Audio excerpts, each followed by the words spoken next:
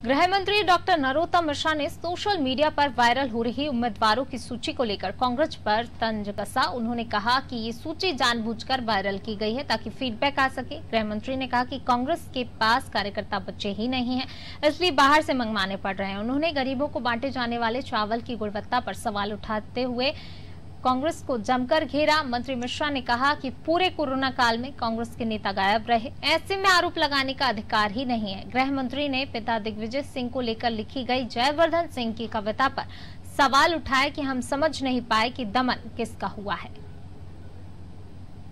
ये उनका खैर आंतरिक मामला है, पर मेरे ख्याल से कि ये जानबूझ के वायरल कर देते होंगे जिससे ये फीडबैक आ सके, क्योंकि आज कार्यकर्ता ग्रॉस रूट पे कांग्रेस का बचा नहीं है, तो फीडबैक आ ही नहीं पा रहा है।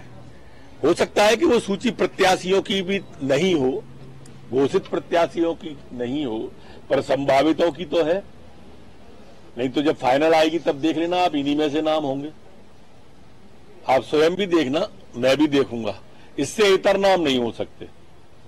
लेकिन खैर उनका मामला है, वो किसे दें न दें, लेकिन ये तय है कि उनके पास में व्यक्ति बचे नहीं है टिकट के लिए। उन्हें खंडन कर दिया, कहने से क्या होता है। उनने कह दिया कि ये सूची नहीं है, वो कहते कि यही है, हम मान लेते। उनने कहा नहीं है तो हमने ये भी मान लिया। अगर वो ऐसा दावा नहीं करेंगे तो बचे हुए भग जाएंगे। उन्होंने लोकसभा में भी कहा था कि हम 23 सीटें जीतेंगे, जीते क्या?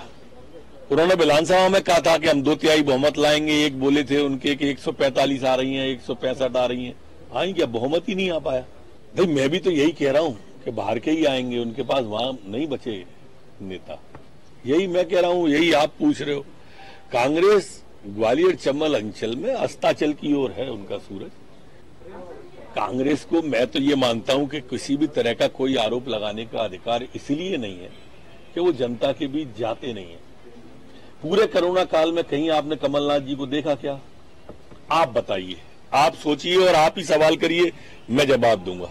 इतनी भयावह बाढ़ में इस कांग्रेस पार्टी का कोई नेता आपने प्रदेश में बाढ़ के हालात में गरीब के बीच, किसान के बीच देखा क्या? देखा हो तो आप बताओ। आप ही सब विजुअल फुटेज चला के हमको बताते हो, आप ही बता दो। अब ये बाढ़ तो वर्तमान में तो अब उतर रही है ना। इन 3 दिन के अंदर, इन 7 दिन के अंदर जब से भयावहता आई थी, किसान का नुकसान हो गया, गरीब का नुकसान हो गया, मार पे मार लगातार आ रही है प्रदेश पर कोई भी पत्नी की घड़ी में नहीं जाता है। हमको गाली दे के वोट मांगना चाहते हैं। कभी जनता की सेवा करके भी वोट मांगो मेरे कांग्रेसी भाइयों। जी के लिए पिताजी लिखे, बेटे जी के लिए वो एक दूसरे की तारीफ करें, हमें बुराई नहीं है। जब कोई बाहर का नहीं करेगा तो घर में आपस में कर लें। लेकिन वो दमन को हम समझ नहीं पाए, किसका दमन हो गया? क्या दिल की बात जुबां पे आई? ये